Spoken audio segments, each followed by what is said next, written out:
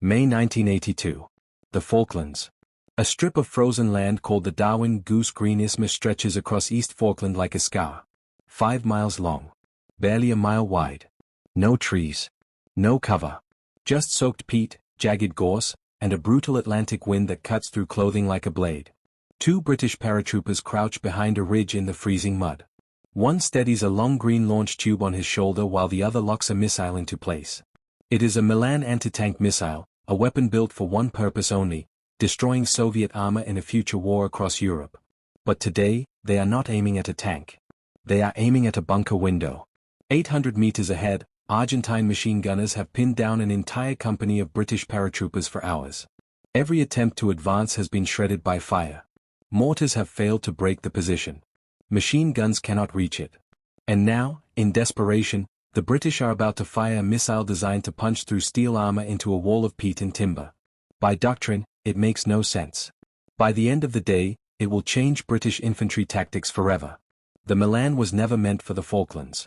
Its very name, Missile d'Infanterie Légère Anti-Char, translates to Light Infantry Anti-Tank Missile. Developed jointly by France and West Germany during the Cold War, it entered British service in the late 1970s to stop waves of Soviet tanks charging through the Fulda Gap. Everything about it reflected that mission. A 2-man crew. 40 kilograms of equipment. Wire-guided targeting. A shape-charge warhead capable of burning through hundreds of millimeters of armor. Against a tank, it was devastating. Against a bunker, nobody knew. At Goose Green, the British faced over 1,000 Argentine troops dug into lead trench systems, fortified peat bunkers, and stone sangars. Heavy machine guns covered the narrow approaches while radar-guided 35mm cannons hammered anything that moved. The battlefield offered almost no room to maneuver. Every attack became a frontal assault. And by mid-morning on May 28, the advance had stalled completely. Lieutenant Colonel H. Jones, commander of 2 Para, had originally refused to waste MILAN missiles on bunkers. He believed armored vehicles might appear later in the campaign, and Cold War doctrine demanded the missiles be conserved. Then the battlefield reality hit.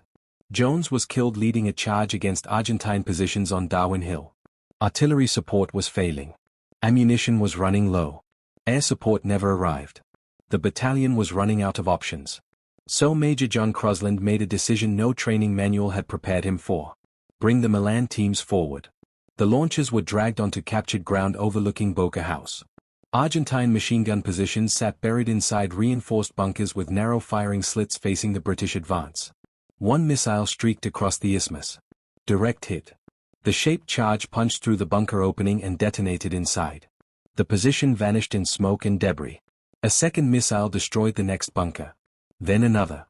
And another. 6 rounds were fired in total.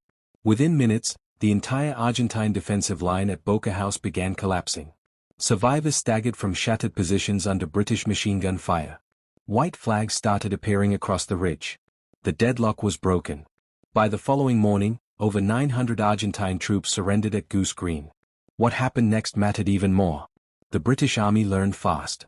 Within weeks, MILAN missiles were no longer treated purely as anti-tank weapons. At Mount Longdon, 2 Sisters, Mount Harriet, and Wireless Ridge, commanders deliberately used them to crack open bunkers, destroy sangars, and smash fortified positions from distances ordinary infantry weapons could never safely reach. The missile had accidentally become one of the most effective bunker-busting weapons of the entire war. And the reason was simple. Battlefields do not care about doctrine. The MILAN was heavy, expensive, over-specialized. It had been designed for a Soviet invasion that never came. On paper, it was completely wrong for the Falklands. But war has a way of rewarding adaptation over perfection. On a freezing strip of land in the South Atlantic, British paratroopers stopped following the manual, aimed a tank-killing missile at a bunker window, and rewrote the role of an entire weapon system in combat forever. If you enjoyed this content, please like, subscribe and follow for more.